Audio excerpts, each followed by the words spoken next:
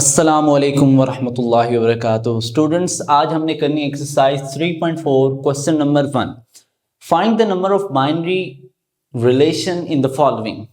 अच्छा बच्चे, binary relations क्या होते हैं और बच्चे पॉसिबल बाइनरी रिलेशन कैसे बनते हैं, वो बात की बात है।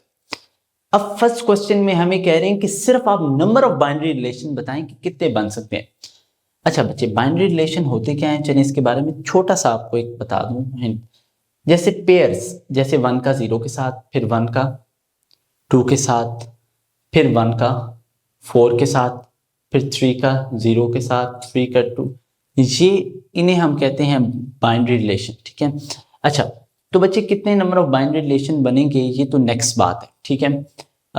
लेकिन अभी हम ये चेकआउट करते हैं कि क्या बाइनरी रिलेशन बनेगी किस तरह, ये नेक्स्ट, ये हमने क्वेश्चन नंबर 2 में करना है। अब नंबर ऑफ बाइनरी रिलेशन कितने हैं, इसके लिए हमें सिर्फ पहली चीज जो पता होनी चाहिए वो हमें, अगर ये पहले देखना है कि हमें क्या 2 सेट दिए हैं, 3 दिए हैं, कितने दिए हैं, 1 दिए हैं। ठीक है। यहाँ पे हमें 2 सेट्स दिए हैं, तो फर्स्ट ऑफ ऑल आप number of elements in first set, उसका नाम क्या है, ए है, तो हम इस तरह number of element in set A, वो कितने हैं बच्चे, 2। फिर सेम इसी तरह नंबर ऑफ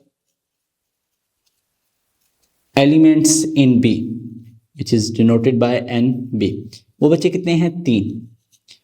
तो हम ये भी लिख सकते हैं कि अगर हमने इन दोनों को फाइंड आउट कर दी हैं तो हम number of elements in A cross B कितने होंगे। ठीक है।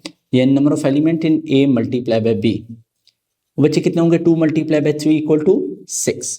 ठीक है। अगर आपने ये निकाल लिया, अब आपके लिए नंबर ऑफ बाइनरी रिलेशन निकालना बहुत आसान है। क्यों?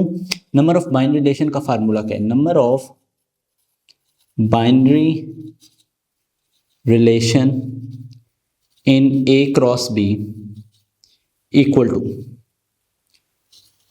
2 to raise power number of element in A cross B. Number of element in A cross B कितने थे बच्चे, 6, 2 की पावर 6 कितना आ जाएगा, 64। बेशक आप यहां तक 2 की पावर 6 तक भी लिखते हैं, इट्स ओके। ठीक है। यहां पे हमें क्या कह रहे हैं कि नंबर ऑफ एलिमेंट 1 में दिए हैं इन सी, तो इस केस में हमारे पास क्या होगा, अब हमें गिवन क्या है, डायरेक्ट हमें दे दिया है number of elements in C which is equal to N7।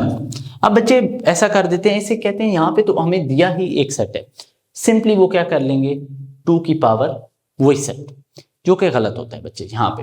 अब आपने यहाँ पे क्या करना है, आपने नंबर ऑफ बाइनरी रिलेशन तो निकालने हैं, लेकिन उससे पहले आप number of binary relation, binary और यूनरी में आपको फर्क यही होता है, बाइनरी 2 को कहते हैं। ठीक है। Number of elements in C cross C 7 multiply by 7। ठीक है बच्चे, कितना हो जाएगा हमारे पास, 49। कितना हो जाएगा, 49। ठीक है। तो अब नंबर ऑफ बाइनरी रिलेशन निकालने हैं, तो मैं लिख सकता हूं number of binary relation in C cross C equal to 2 to raise power N C multiply by C। तो हम इसे लिख सकते हैं एन सी क्रॉस सी कितना आया बच्चे, 49। आपको बेशक इसे कैलकुलेटर पे करने की जरूरत नहीं है, यहां तक बिल्कुल ठीक है। ठीक है बच्चे, अब हम लास्ट पार्ट पे आते हैं जिसमें आपको डायरेक्ट एक सेट, एक ही सिंगल सेट दिया है, तो हम पहले उसमें निकालेंगे number of elements in D. हमारे पास कितने हैं बच्चे, डी में 3, ठीक है, 3, और सेट हमें एक ही दिया है, तो हम फिर निकाल देंगे number of elements in D cross D, मतलब N D multiply by D. 3 है डी में, 3 मल्टीप्लाई बाय 3 कितना आ जाएगा बच्चे, 9। ठीक है, हमारे पास क्या आंसर आ जाएगा, 9। तो नंबर ऑफ बाइनरी रिलेशन,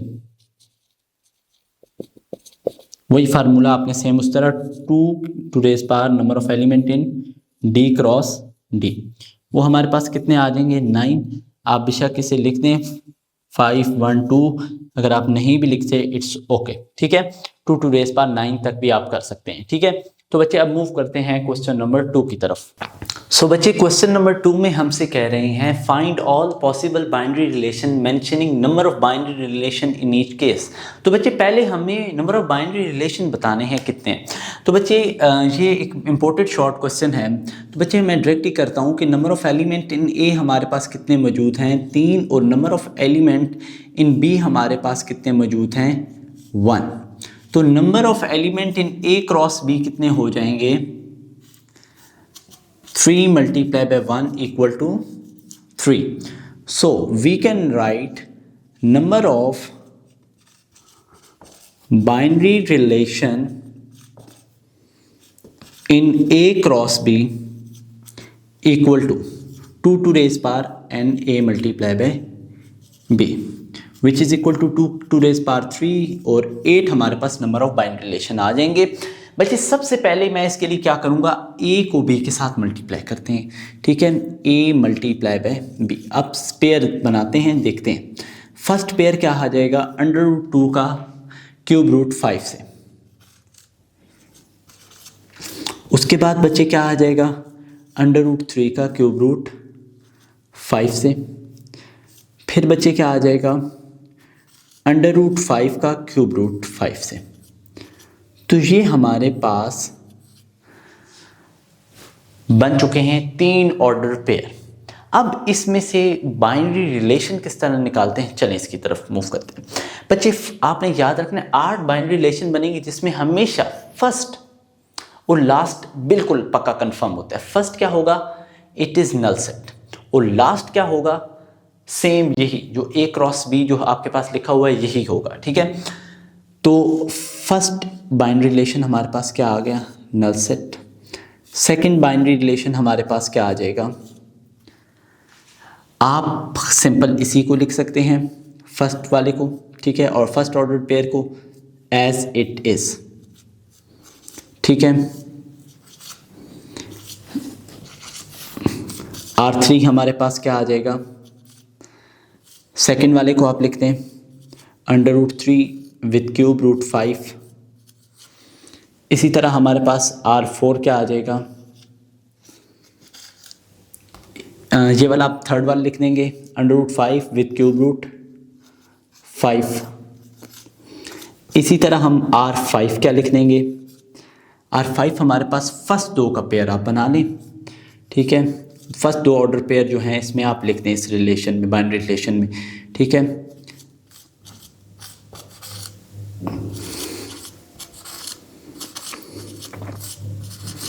ये हमारे पास टोटल 5 रिलेशन बन चुके हैं। छठा हमारे पास क्या आ जाएगा 6 1। अब पहले आपने इसके साथ पेयर बनाया है, अब आप इसका इसके साथ बना दें, या फिर फर्स्ट 2 का बनाया अब नेक्स्ट 2 का बना दें। Cube √3 with cube root 5 √5 and cube root 5। ये हमारे पास आ गया छठा। और 7th हमारे पास सेकंड लास्ट जो हमारे पास आना है बाइनरी रिलेशन वो क्या आ जाएगा, पहले फर्स्ट 2 फिर इन 2 का फिर लास्ट और फर्स्ट का, ठीक है।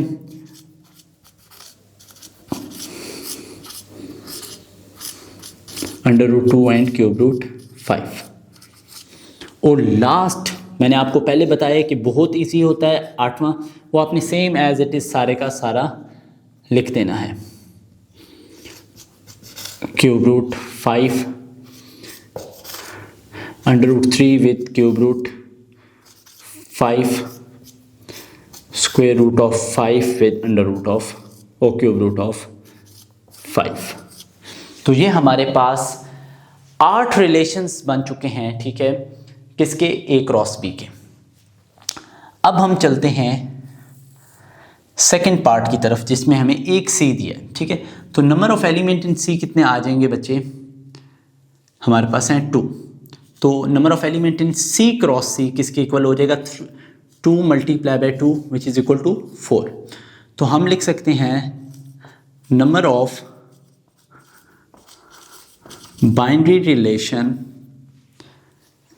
इन C cross C equal to 2 to raise power number of element in C cross C. तो हमारे पास कितना आ जाएगा 2 to raise power 4। Equal to 16। It's mean कि इसमें 16 पेयर बनेंगे, ठीक है। अब हम सबसे पहले इसमें निकाल देते हैं अपने C क्रॉस C, जो कि हमारे पास क्या आ जाएगा, पाई E multiply by pi A। इसे मल्टीप्लाई करते हैं, क्या आ जाएगा, पाई पाई पाई ई पाई एंड ए। तो ये हमारे पास 4 ऑर्डर पेयर आ चुके हैं, ठीक है, एलिमेंट्स आ चुके हैं C क्रॉस C में। अब हमने इसके बाइनरी रिलेशन निकालने हैं बच्चे। पहला मैंने आपको बता दिया हमेशा क्या होता है, नल सेट। सेकंड की अगर बात करूं तो आप सिंपल सिर्फ पहले वाले को लिख देंगे, फर्स्ट ऑर्डर पेयर को। फिर आपने इसे बहुत एहतियात से लिखना है, 16 ऑर्डर पेयर आपने, मतलब ये 16 रिलेशन आपके पास बनेंगे। तो इसलिए इसमें बच्चे अक्सर गलतियां कर जाते हैं पेयर्स बनाते हुए, जो कि आपने बहुत एहतियात से करना है। R4 की बात कर लें तो हमारे पास R4 क्या आ जाएगा, ई पाई। R5 हमारे पास क्या आ जाएगा, ए। अब सिंगल तो हमारे हो गए, अब हमने पेयर्स की फॉर्म में बनाना है। फर्स्ट 2 का pair pi pi and pi ए। अब आप लाइन वाइज बनाते जाएं। नेक्स्ट 2 का पेयर R7, पहले इन दोनों का बनाया है, फिर अब इन दोनों का बना दें, पाई ई विद ई पाई। R8 हमारे पास क्या आ जाएगा, ई पाई विद ई। R9 हमारे पास क्या आ जाएगा। अब देखें, आपने इसका इसके साथ बनाया, फिर इसका इसके साथ, फिर इसका इसके साथ। अब आपने इसका इसके साथ बना चुके हैं, अब इसका इसके साथ बना दें और इसका इसके साथ, ठीक है। पाई पाई का, और पहले हमने पाई पाई and then E pi. R10 हमारे पास क्या आ जाएगा, आपने इसका इसके साथ बना दिया है, इसके साथ भी, अब इसका इसके साथ, पाई पाई एंड ई, ठीक है। अब हमारे पास आ जाता है R11। आपने इसका इसके साथ, तीनों के साथ बन चुका है। इसका जो है सेकंड वन का सिर्फ इसके साथ बनाया है, इसके साथ ऑलरेडी जब उसका इसके साथ बना तो इसका ऑटोमेटिकली उसके साथ बन गया। अब इसका सिर्फ इसके साथ रह गया, पाई ई का ई के साथ। तो इट्स मीन आपके अब सारे कंप्लीट हो चुके हैं, क्योंकि इसका भी इन तीनों के साथ पेयर बन चुका है, इसका भी तीनों के साथ, इसका भी, और सबका ऑल टू जेड जितने भी रह गए थे उन सब का बन चुका है, सबके साथ। सॉरी, यहाँ पे ये ई पाई का हमने बना चुका, हाँ इसका इसके साथ रहता था, जो कि अब कंप्लीट हो चुका है। अब हम चलते हैं R12 की तरफ। 12, 13, 14 एंड 15, ठीक है, जो हमारे पास 4 हैं, उसमें हमने 3-3 का पेयर बना। पहले आप फर्स्ट 3 का बना दें, फिर नेक्स्ट 3 का बना दें, ठीक है। अभी आपको मैं समझाता हूँ, ठीक है, बहुत इजी काम है, कोई मुश्किल नहीं है, बस एहतियात करनी है कि रिपीटिशन ना हो जाए, ठीक है, रिपीट ना कर दें या कोई मिस ना हो जाए, इन चीज़ों का आपने ख्याल रखना है। अब एक रिलेशन में जो चीज़ें हैं वो दूसरे में ना आए, ठीक है। अब R13 की तरफ चलते हैं। R13 में हमें क्या है, पाई पाई का, pi E and the last one is, अब देखें इन दोनों को लिया, अब इसको नहीं लेता, इसको ले लेता हूं ई के साथ, ठीक है। अब नेक्स्ट आपने क्या करना है, अब R14 आ जाएगा हमारे पास, जो कि क्या है, पहले इन तीनों का हो गया, फिर इन दो और इसका हो गया। अब लास्ट 3 का ले लेते हैं, पाई ई पाई एंड ई। अब आपने बहुत लास्ट एक रह गए, देखें अब आपने क्या किया था, फर्स्ट में इसे और इसे लिया, ठीक है। उसके बाद आपने इसे और इसे लिया, ठीक है। उसके बाद आपने इसे और इसे लिया, ठीक है। अब किसके साथ, अब देखें फॉर एग्जांपल आपने इसे और इसे तो लिया, अब ये 3 रह गए हैं। देखिए ऑटोमेटिकली जब मैंने लाइंस लगाई तो मुझे पता चल गया इसका और इसका पेयर जो है वो रह गया है, ठीक है, फर्स्ट, थर्ड और फोर्थ का, ठीक है। R15 equal to this and this, pi पाई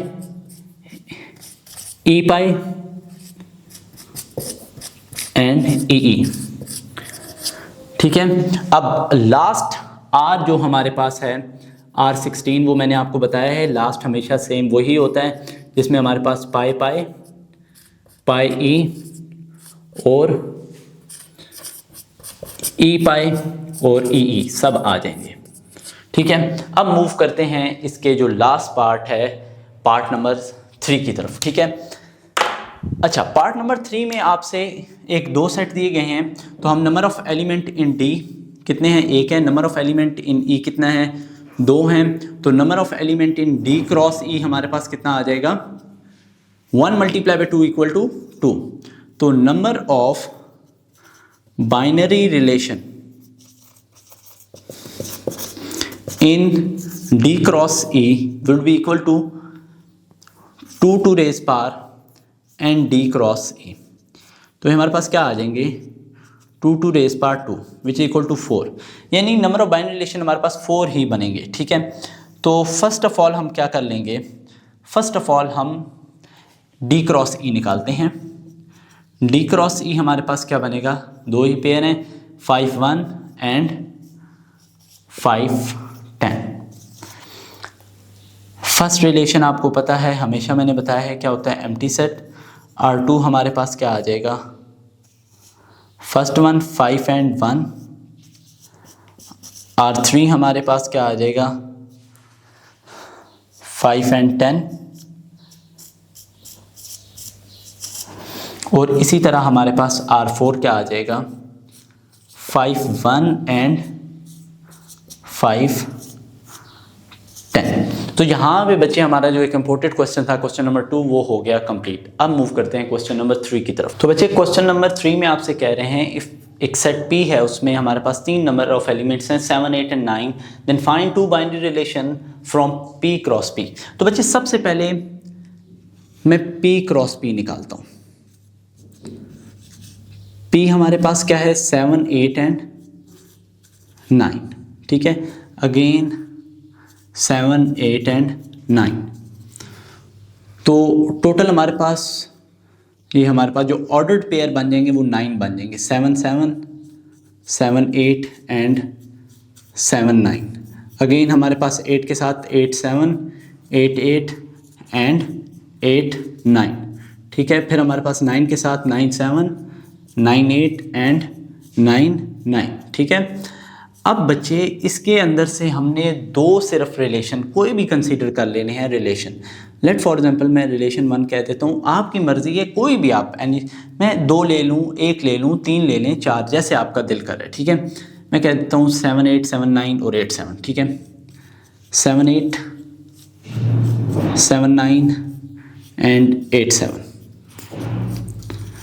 अब इसकी डोमेन और रेंज निकालनी है बच्चे। डोमेन ऑफ R1 किसके इक्वल होगी, जो भी इसके फर्स्ट एलिमेंट। अब फर्स्ट एलिमेंट इधर क्या है, 7 7 एंड 8 रिपीट जो हो रहे हैं उसे एक ही दफ़ा लिखना है। ठीक है, तो हमारे पास क्या आ जाएगी, 7 और 8 इसकी डोमेन आ जाएगी। जबकि अगर हम रेंज की बात करें तो रेंज ऑफ R1 किसके इक्वल आ जाएगी, इसके बाद वाले एलिमेंट यानी 8 9 एंड 7। ठीक है, 7 8 9। ठीक है, अब हम एक और रिलेशन ले लेते हैं, कंसीडर R2 एक रिलेशन ले लेते हैं। ठीक है, उसमें आप बेशक 1 ले लें, 2 ले लें, कोई इशू नहीं है। आप 2 ऑर्डर पेयर 3 4 व्हाट्सोएवर आप जितने चाहते हैं, मैं कोई भी 2 ले लेता हूँ, 8 9 एंड 9 7, 8 9 एंड 9 7। ठीक है, अब इसकी मैंने क्या निकालनी है, डोमेन। तो डोमेन किसकी इक्वल हो जाएगी, फर्स्ट एलिमेंट 8 एंड 9। और रेंज किसकी इक्वल हो जाएगी, रेंज ऑफ R2, सॉरी यहाँ पे रिलेशन 2 है तो R2 किसकी इक्वल हो जाएगी, 9 एंड 7। ठीक है, उस अरेंज करके लिखता हूँ, पहले 7 और फिर 9। तो ये बच्चे बहुत इजी क्वेश्चन है, सेम इस तरह के नेक्स्ट आएंगे। तो अब चलते हैं क्वेश्चन नंबर 4। सो बच्चे क्वेश्चन नंबर 4 में आपसे कह रहे हैं कि हमारे पास 2 सेट्स हैं, set H and set G। Write the following relation from H to G। जो भी आपने ये रिलेशन लिखने हैं इसमें जो आपको कंडीशंस दी हैं उनके मुताबिक इन tabular form H to G लिखने हैं। ठीक है, फर्स्ट में कह रहे हैं कि is equal to, it's mean that जो H के एलिमेंट्स हैं वो इक्वल हों G के। अब बच्चे आप देख सकते हैं बड़े आराम से आपको नज़र आ रहा है कि इधर जो 5 है, इधर भी हमारे पास क्या है 5 है, इधर 7 है, इधर भी 7 है, उधर 9 है, इधर भी 9 है, दोनों में है 9, ठीक है। अब नेक्स्ट कंडीशन हमें क्या दी हुई है, इज़ लेस देन, यानी h के एलिमेंट छोटे हों g से। अब मैं कह सकता हूँ बिल्कुल 5 छोटा है 7 से, 5 छोटा है 9 से, 5 छोटा है 11 से, ठीक है। नेक्स्ट केस में मैं कह सकता हूँ 6 छोटा है 7 से, 6 छोटा है 9 से, 6 छोटा है 11 से, ठीक है। 6 इसी के एलिमेंट h में से ही है, ठीक है। नेक्स्ट मैं कह सकता हूँ कि जो 7 है, 7 छोटा है 9 से हमारे पास, और 7 ही छोटा है हमारे पास 11 से, ठीक है। नेक्स्ट मैं 8 की बात कर सकता हूँ, 8 छोटा है 9 से और 8 छोटा है 11 से, ठीक है। नेक्स्ट अब हमारे पास अगर हम 9 की बात करें तो 9 सिर्फ 11 से छोटा है, ठीक है। तो ये हमारे पास जो सेकंड कंडीशन थी वो भी हमने कर दी। अब कह रहे हैं इज़ ग्रेटर देन, यानी h के एलिमेंट ग्रेटर हो g से, वो कौन से एलिमेंट्स है, ठीक है।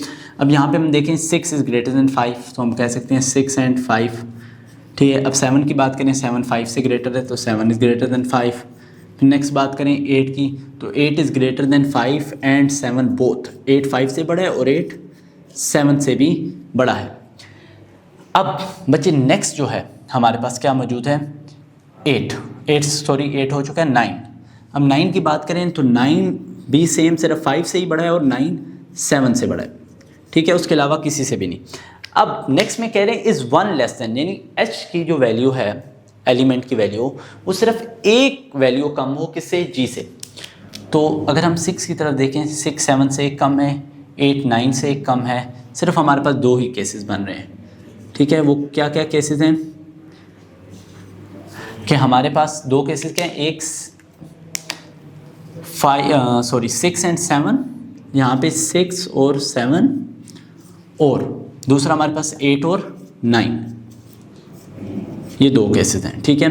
अब इसमें कह रहे हैं is 1 greater than, is h is 1 greater than, h की वैल्यू एक बड़ी हो g से, तो इसकी 6 एंड 5, ठीक है। इसमें और हमारे पास कोई उससे एक वैल्यू बड़ा हो, ठीक है, कोई भी एक वैल्यू, हमारे पास 8 है वो 7 से एक बड़ा होता है, ठीक है, 8 इज़ ग्रेटर देन 7, ठीक है। और हमारे पास कोई भी एक वैल्यू ग्रेटर वाला यहाँ पे मौजूद नहीं है, ठीक है। नेक्स्ट बात करते हैं इज़ 2 लेस देन, जो 2 कम है, किस में, h में, h में 2 लेस देन वाला जिसमें 2 कमी हो, ठीक है। अब 5 से, बल्कि इनमें से सबसे ही कम है, 7 से बस 2 कम है, ठीक है। तो हम कह सकते हैं 5 एंड 7, ठीक है। अब 5 बाकी किसी 2 कम तो नहीं है, 6 किसी से भी 2 वैल्यू कम नहीं है, ठीक है। 7 9 से 2 वैल्यू कम है, ठीक है।